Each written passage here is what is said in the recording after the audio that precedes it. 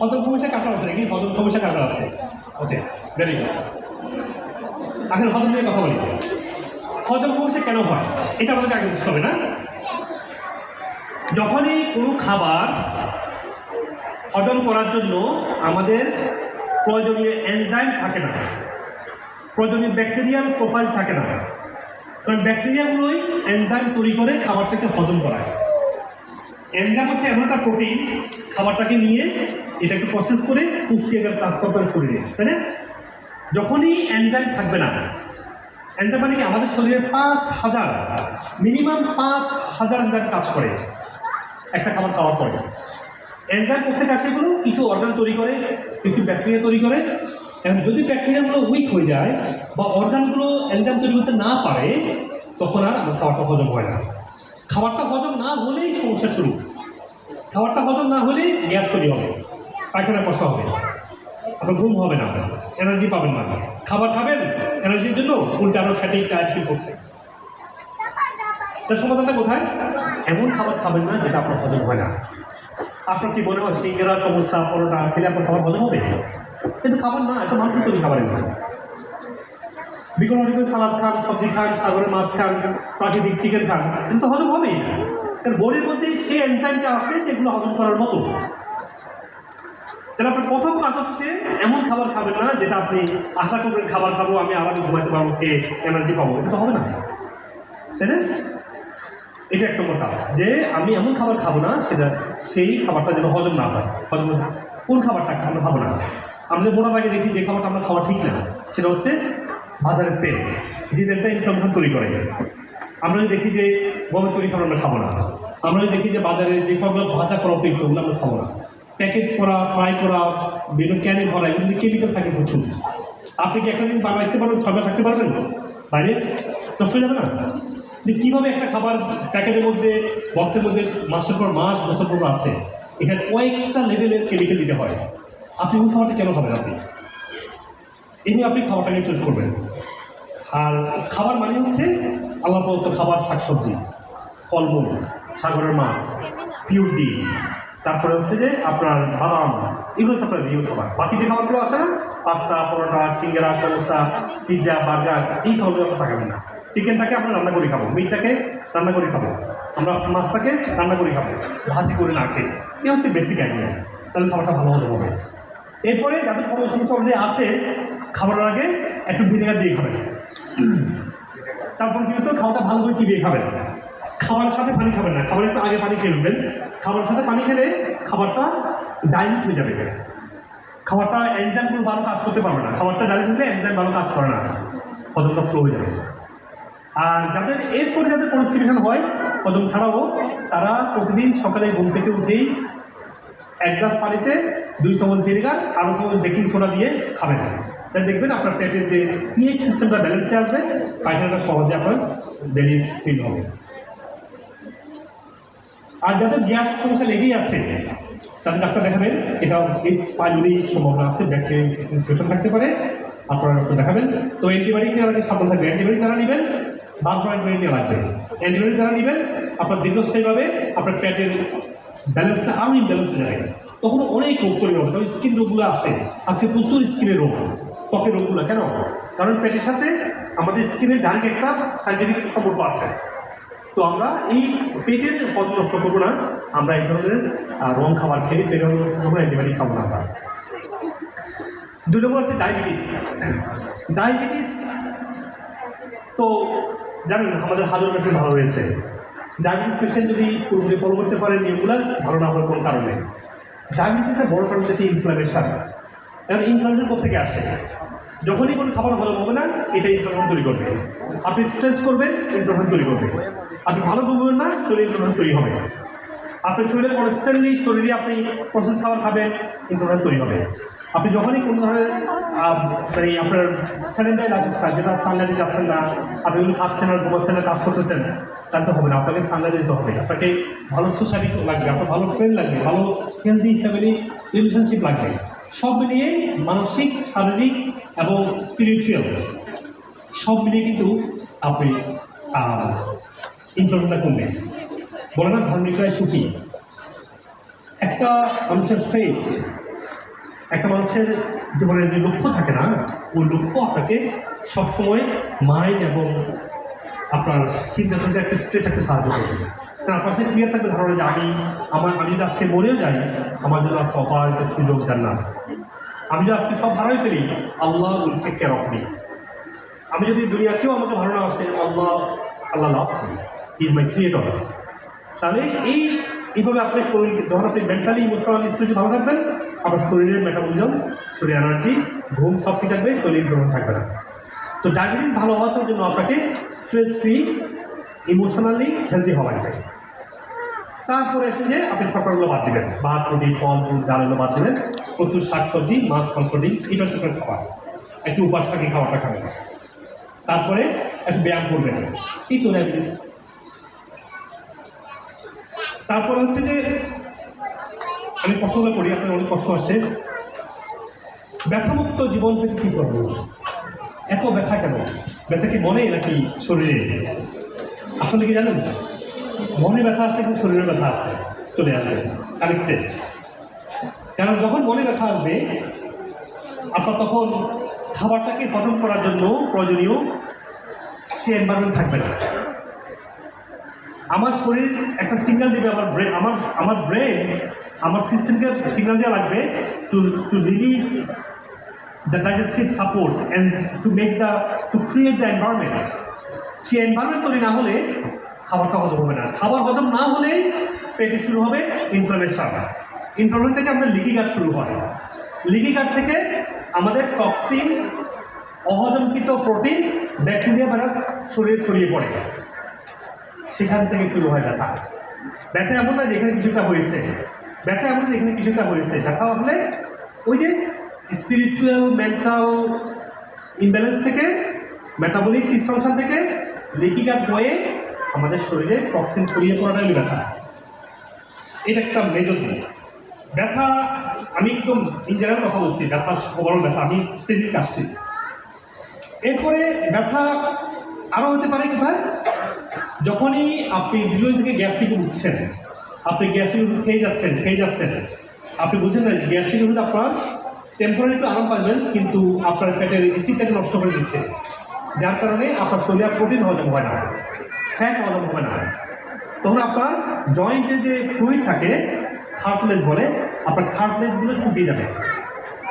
এই কার্টিলেজ শুকিয়ে গেলে আপনার জয়েন্ট মুভ করতে পারবেন না, সেটা হাতে হোক আর পায়ে হোক আর যেখানে হোক না কেন। এই জন্য হজমটাকে ভালো রাখতে না পারলে, ভালো প্রোটিন হজম করতে না পারলে, অথবা যারা গ্যাস্ট্রিক ওষুধ খাচ্ছেন, তারা দীর্ঘস্থায়ীভাবে জয়েন্টে ব্যথা আপনাকে ভোগ করতেই হবে। কারণ আপনার তো প্রয়োজনীয় প্রোটিন এবং ফ্যাট হজমের যে সিস্টেমটা নষ্ট করে দিচ্ছেন, অ্যাসিড নষ্ট করার মাধ্যমে, অ্যান্টাসিড খাওয়ার মাধ্যমে। ওই যে দুইটা কাজ বুঝলেই আপনার ব্যথার জীবন শেষ। একটা কাজ কি? মেন্টালি, স্পিরিচুয়ালি, ইমোশনালি হ্যাপি হওয়া লাগবে, so that you have a bulletproof gut that will retain your gut layer. Then আপনার শরীরে টক্সিন ছড়িয়ে পড়বে না, ব্যথা থাকবে না। সেকেন্ড, আমি রিপিট করছি কথা বোঝার জন্য। সেকেন্ড হচ্ছে কি, হজম করার জন্য, ভালো হজমের জন্য কখনো বা গ্যাস্ট্রিকের জন্য কোনো ওষুধ খেতে পারবেন না, টেম্পোরারি খান। আপনার টেম্পোরারি, আপনার একটু গ্যাস্ট্রিক হলেও দুটা করে খেলেন, কী হবে? আর যারা নিয়মিত খাচ্ছেন, ডিপেন্ডেন্ট হয়েছেন, তাদের অলরেডি ব্যথা শুরু হয়ে গেছে, অথবা তার ব্যথা থেকে বেরিয়ে আসাটা অনেক সময়ের ব্যাপার। মানুষ এমন সময় বুঝতে পারে যখন কিছু করার থাকে না, যখন অলরেডি জয়েন্ট টু বোন হয়ে গেছে, সমস্ত ফ্লুইড শুকিয়ে গেছে, তখন কঠিন জীবন। তখন এখানে লাগে হচ্ছে পিআরপি, স্টেম সেল পিআরপি লাগে, তখন ওইটা লাগে। এবং আমাদের যে প্রটোকল যেটা আছে, বোন ব্রথ খাওয়া, গ্যাসের সমস্যার সমাধান করা, তারপরে টুরমেরিকের চা খাওয়া, নারকেল তেল খাওয়া, তারপরে এক্সারসাইজ করা, ভালো ঘুমানো, হেলদি প্রোটিন ফ্যাট ডায়েট করা, এই সবগুলো কাজ করার মাধ্যমে আস্তে আস্তে ডায়াবেটিস হতে পারেন। তবে মনে করেন যে কোনো সমস্যার জন্য যদি সমস্যা বেশি হয়, অবশ্যই আমাদের ডক্টর সাথে বলবেন। কেন ব্যথাগুলো কিন্তু অনেক ধরনের আছে। কারো আছে রিউমাটয়েড আর্থ্রাইটিস, সেটা হচ্ছে অটো ইমিউন ডিজিজ, আর হচ্ছে সিম্পল জয়েন্ট একটু ইনফ্লামেশন হচ্ছে, সেটা একটা জিনিস। তো ডক্টরের সাথে পরামর্শ করে কমপ্লিট ফ্রিকে ব্যবস্থা করবেন। কারণ জয়েন্টের জন্য যারা পেইন কিলার খাচ্ছেন অথবা স্টেরয়েড ইনজেকশন দিচ্ছেন, এটা খুবই টেম্পোরারি। আপনাকে সেই জয়েন্টের ফ্লুইডটাকে আবার গ্রো করতে হবে, আপনার গোল। আপনার গোল হবে যে আবার হজম ভালো করে আপনার যে মিসিং কার্টলেজ আছে এটাকে আবার দ্রুত করাতে হবে। আপনার গোল হচ্ছে যে যেই ইনফ্লামেশনের কারণে আপনার পেনটা ফিল করছেন, ইনফ্লামেশন কমানোর জন্য আপনাকে শরীরে এনা পুষ্টি আসতে হবে হজমের মাধ্যমে, টুরমেরিক খাওয়া লাগবে, নারিকেল তেলের মাধ্যমে আপনাকে ব্যাকটেরিয়াল ইনফেকশন থেকে কমাতে হবে। এইভাবে আপনারা ব্যথামুক্ত জীবন পেতে পারেন ইনশাআল্লাহ।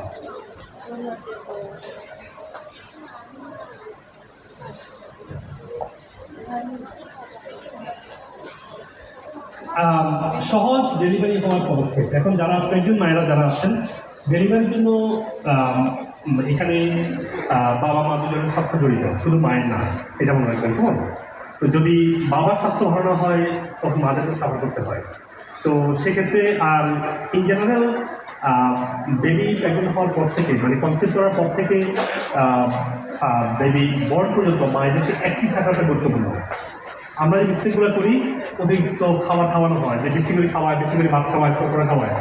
ওই সময় থাকতে হবে প্রচুর অ্যানিমেল অর্গান, যে মানে গরু, ছাগল, মুরগির লিভার, কলিজা, ভুঁড়ি, হ্যাঁ, হার্ট, লাং, এই অর্গানযুক্ত খাবারটা প্রতি গুণ দ্বারা মায়েদেরকে খাওয়াতে হবে।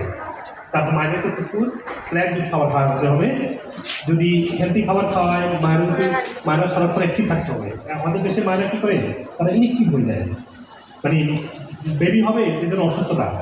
বেবির জন্যই মায়েদেরকে থাকতে হবে অ্যাক্টিভ, যাতে করে মায়েদের বেবি ভালো হেলদি থাকে, ভালো পুষ্টি পায়, তখন গিয়ে স্বাভাবিক ডেলিভারির দিকে আসবে ইনশাআল্লাহ। হ্যাঁ, এখানে বেবির স্বাস্থ্য মায়ের সাথে জুড়ে জড়িত।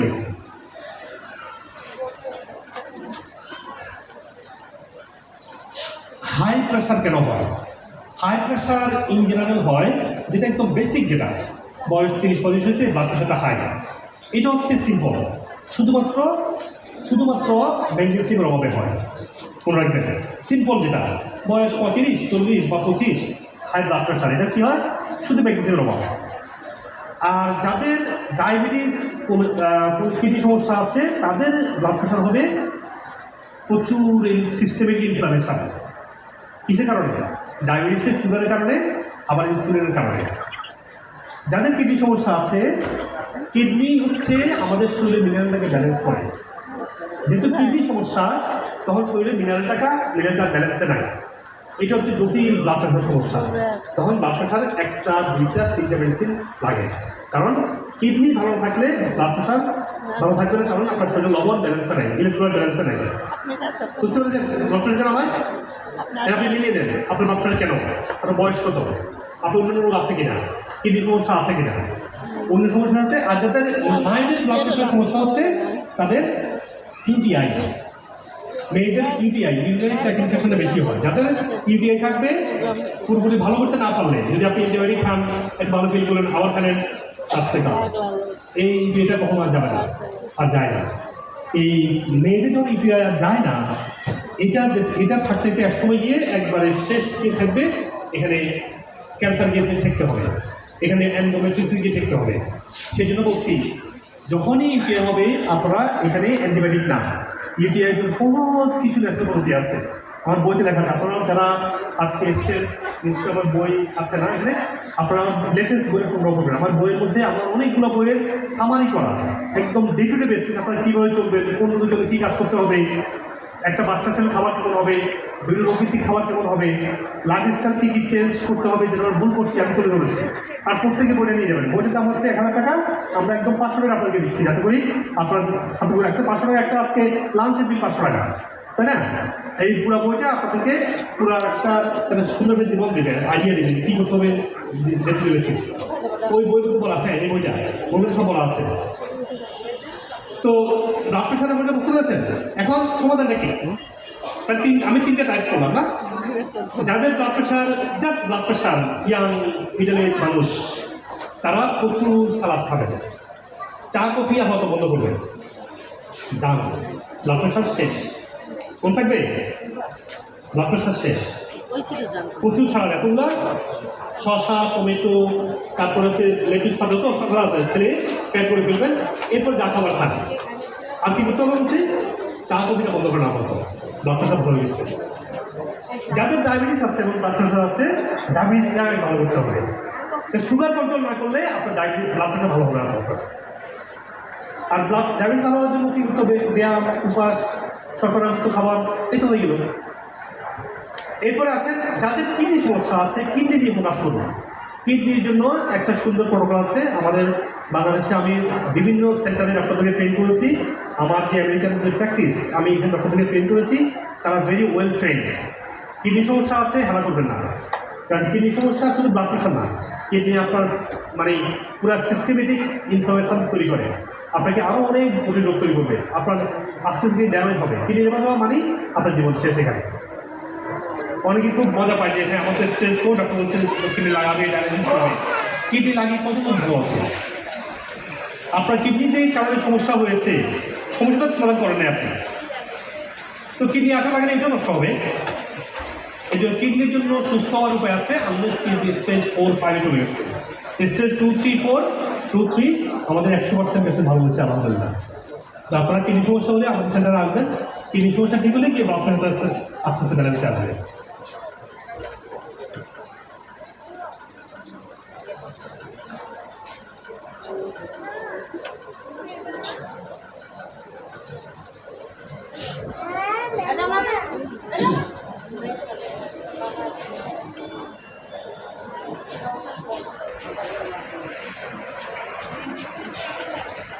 এখন পুরুষদের সেক্সুয়াল সমস্যা, এটা অত্যন্ত মানে করুণ পর্যায়ে পৌঁছেছে।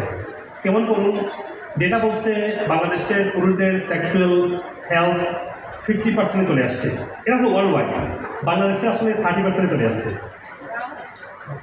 সো আপনি কিন্তু একা না, যারা ভয় পাচ্ছেন আপনি একা না, কিন্তু আপনার সাথে বাংলাদেশের 70% মানুষের সেক্সুয়াল ডিসফাংশনের সমস্যা ভুগছে, ওয়ার্ল্ড ওয়াইড 50%। এটা কেন হয়েছে? কেন হয়েছে বলুন দেখি। এখন আপনি ইউটিউব করেন, গুগল করেন, দেখবেন কি এটা সাইকোলজির সমস্যা, এটা মেন্টাল ডিজিজ, এটা একটা এটা করেন। That's not how it is. আমাদের ওভারঅল একটা ইকোসিস্টেম মেনটেন করতে পারলেই আমাদের সেক্সুয়াল হেলথ ভালো থাকবে। ইরেকটাইল ডিসফাংশন বলুন, আপনার যেই ধরনের মানে টেস্টোস্টেরন কমে যাওয়া বলুন, ওরা ঠিক থাকবে। আবার টেস্টোস্টেরন ভালো হলেই যে ইরেকটাইল ডিসফাংশন ভালো হবে ওটা এরকম না।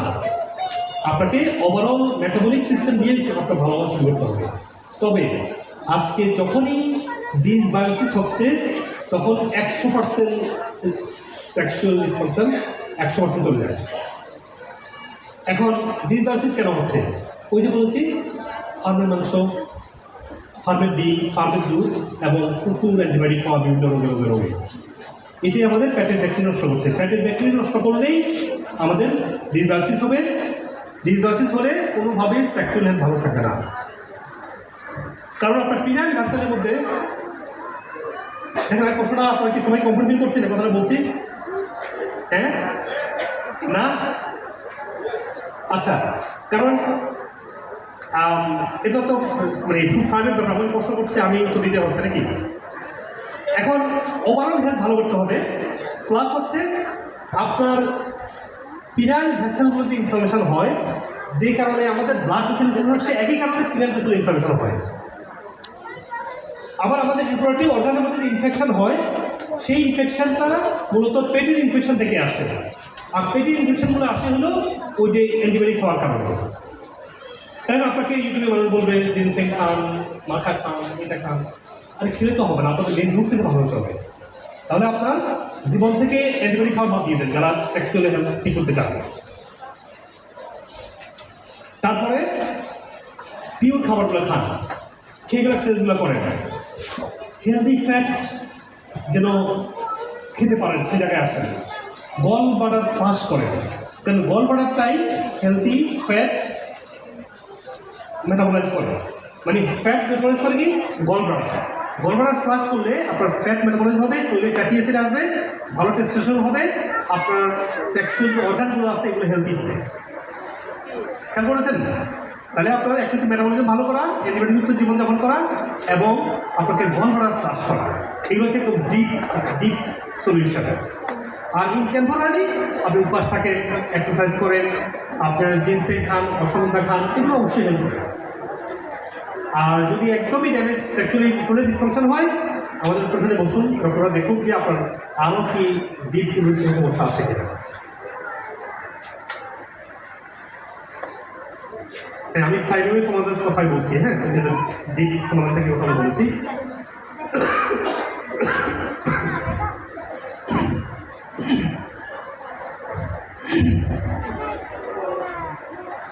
সোরিয়াসিস সম্বন্ধে বলতে গেলে আপনাকে বুঝতে হবে স্কিন রোগ বলে কোনো স্কিনের একটা টিস্যু রোগ না। এখানে স্কিনের রোগটা হচ্ছে স্কিনের সাথে আমাদের পেটের একটা ডাইরেক্ট সাইন্টিফিক সম্পর্ক আছে। আপনার গাটের হেলথ কেমন হবে তার উপর ডিপেন্ড তার স্কিন হেলথ কেমন হবে। স্কিন হেলথ খারাপ হলে এখানে সোরিয়াসিস হবে, সেটি হবে, এখানে একজিমা হবে, এই বিভিন্ন রোগ তৈরি হবে। আপনার যখনই সোরিয়াসিস হবে মনে রাখবেন যে আপনার কোলনের মধ্যে এক্সট্রা লেয়ার পড়ে আছে, লেয়ার পড়ে আছে। আপনাকে কফি এনেমা করতে হবে, এনেমা। এখন আপনি এটা কেন করবে? এইটুকু এসে কফি এনেমা করতে হবে, আপনার উপায় নেই। সিরিয়াস একজিমার জন্য, সিরিয়াস সোরাইসিস যারা একদম অ্যাডভান্স বা ডিফিকাল্টিতে আছে, আপনাকে কফি এনেমা করতেই হবে। কফি এনেমা করে আপনাকে ভালো হতে হবে। তারপরে এসে আপনার গার্জেন ভালো করার জন্য প্রোবায়োটিক খান। আপনি স্কিন যে গ্রো করার ভিটামিন এ লাগবে, এটা আমাদের ক্লিনিকে একটা প্রোটোকল আছে। আমাদের সোরাইসিসটা কিন্তু আমরা 100% সফল, 100% কেন সফল?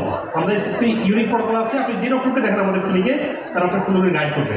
আমি জানি বগুড়া থেকে আপনারা ভার্চুয়ালি কথা বলতে পারেন, ঢাকায় যেতেও পারেন। আর বগুড়াতে অফিস করার চিন্তা করছে অনেকে, আল্লাহ তাআলা যে সহজ করে দিয়ে আপনারা এসে বাবুরা এখানেই পাবেন ইনশাআল্লাহ। তো ইনশাআল্লাহ এটা আপনাদের উপর ডিপেন্ড করছে। আপনাদের সিনসিয়ার হন, আপনাদের চান। আমাদের সচিব মহিলা আছেন, ওনারা ম্যানেজ করবেন। আমি তো থাকি না, আমার তো ইনশাআল্লাহ ঠিক হবে ইনশাআল্লাহ। তাহলে বুঝতে পারবেন সোরাইসিসের জন্য প্রথম কাজ হচ্ছে আপনার কফি নেমা করা, তারপর হচ্ছে যে প্রোবায়োটিক খাওয়া এবং ভিটামিন এ এবং স্কিন তৈরি কিছু মেডিসিন তো খেতে হবে। আর ইন জেনারেল যে কোনো রোগের জন্য রং খাওয়াটা বাদ দেওয়া লাগে। রং খাওয়া মানে কি? রুটি, বাজারের তেলগুলো, ফার্মের মাংসগুলো, তারপর ভাজা পোড়া বাদ দেওয়া লাগে। আপনাকে প্রচুর শাক সবজি, সালাদ, ফ্রুটস, আপনাকে হেলদি মাছ মাংস এগুলো খাওয়াতে আসতে হবে।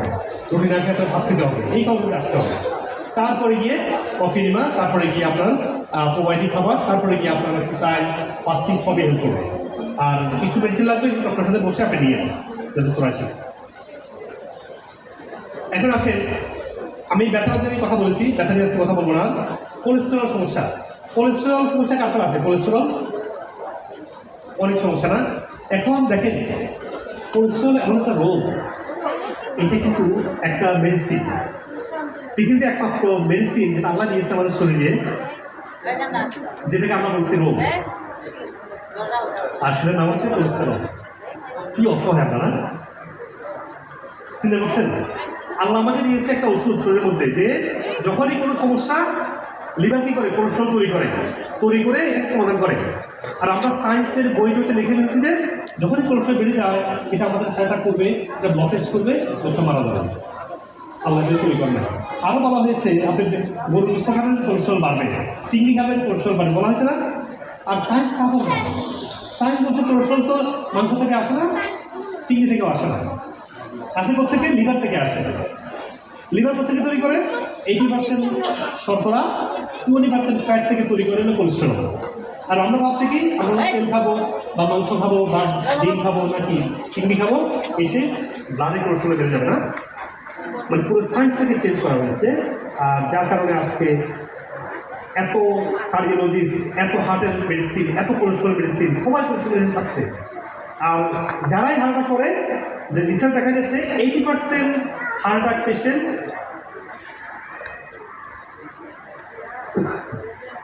80% রিসার্চ বলছে যে 80% হার্ট অ্যাটাক পেশেন্ট তারা নিয়মিত কোলেস্টেরল মেডিসিন নিচ্ছিল। যা চিন্তা করুন যে আমরা ভেবেছি যে কোলেস্টেরলটা আমাকে ক্ষতি করছে, ওষুধ খাচ্ছি, কারণ কি কোলেস্টেরলের যে প্রয়োজনীয়তা সেখান থেকে আমাদের ভিটামিন ডি, আমাদের ব্রেন, আমাদের নার্ভাস সিস্টেম, প্রত্যেকটা অর্গান তৈরি করার পিছনে ফ্যাট লাগে। আমাদের মেজর অর্গানগুলো তৈরি করতে ফ্যাট লাগে। আমাদের প্রতিদিন শরীরে কয়েক বিলিয়ন কোষ বা 20 বিলিয়ন কোষ তৈরি হয়। এই প্রতিটা কোষ তৈরিতে আমাদের ফ্যাটি অ্যাসিড লাগে। এই ফ্যাটি অ্যাসিড আমরা যখন কমাই দিচ্ছি কোলেস্টেরলের ভয়ে, আমাদের প্রত্যেকটা ফাংশন ব্যাহত হচ্ছে এবং দীর্ঘস্থায়ীভাবে এসে আমরা হার্ট অ্যাটাক করতে যাচ্ছি। কেন যাচ্ছি?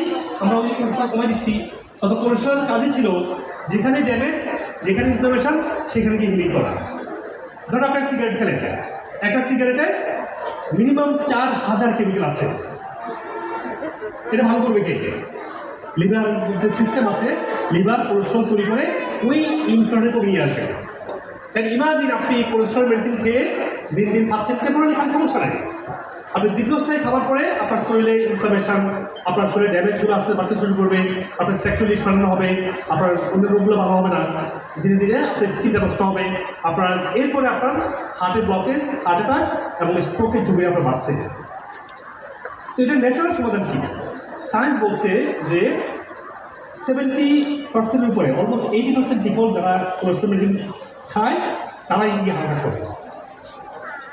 এখন আপনাকে ভালো করে লেখা আমি, কারণ আপনি প্রথমে কোলেস্ট্রল মেডিসিন খাবেন। এখন কোলেস্ট্রল সমাধানটা কি? সমাধান হচ্ছে যেই কারণে কোলেস্ট্রলটা তৈরি করে সেটা সমাধান করতে পারবে আমাদেরকে। কোলেস্ট্রল কেন তৈরি করে? শরীর ইনফ্লামেশনের জন্য। আমাদের শরীরে আমরা এমন কোনো কাজ করবো না যেটা শরীরে ইনফ্লামেশন তৈরি করে। সহজ কথা। তাহলে কি আমরা রাত জাগবো না? রাত জাগলে কি হবে? শরীরে ইনফ্লামেশন বাড়বে। রাত জাগবো না। রাত জাগবো আমরা? রাত জাগবো না। এটা আমাদের শুধুমাত্র সায়েন্স না, এটা আমাদের ধর্মের পরিপন্থী, আমাদের বিশ্বাসের কন্ট্রাডিক্টরি। 2 নম্বর কাজ কি? আমরা এমন কোনো খাবার খাবো না, আমরা এমন কোনো খাবার খাবো না যেই খাবারটা আমার শরীরে হজম ব্যাহত করবে। মনে থাকবে? কেন হজম ব্যাহত করলেই সেখানে ইনফ্লামেশন হবে, কোলেস্ট্রলটা বাড়বে। তাহলে কোলেস্ট্রল কেন বাড়ে? যেখানে ইনফ্লামেশন সেখানে কোলেস্ট্রল তৈরি করবে। আমরা এমন কোনো স্ট্রেস করবো না, আমরা কোনো স্ট্রেস করবো না। আমাদের জীবনে ভাগ্য, কালকে কী হবে, আগামী কী হবে, আমরা নির্ধারণ করে রেখেছেন। আমরা আমাদের বেস্ট ট্রাই করবো to serve, to be best human being. That's our goal, তাই না? তাহলে আমরা যে আমাদের অনেস্টি, ইন্টিগ্রিটি কাজ করি, আমরা কেন টেনশন করবো? টেনশন তারাই করে যারা অন্যায় করে, যারা চুরি করে, যারা অপরাধ করে। আমরা ভালো কাজ করে টেনশন করবো না। আমরা যা করেছি তাওয়াক্কুল আল্লাহ। টেনশন করবেন না, আপনারা রং খাবার খাবেন না, টাইমলি ঘুমাবেন, তারপরে কিন্তু এক্সারসাইজ করবেন। যদি এক্সারসাইজ করি, এক্সারসাইজ কেন করতে হবে? ওকে, আমি কোলেস্ট্রল নিয়ে আরও কথা বলবো। ভালো যেগুলো বলেছি আমাদের প্রধানমন্ত্রী এসছেন, ওনারা কন্টিনিউ করবেন। আপনার কারো প্রশ্ন আছে? কাজ দেখি কারো প্রশ্ন আছে? প্রশ্ন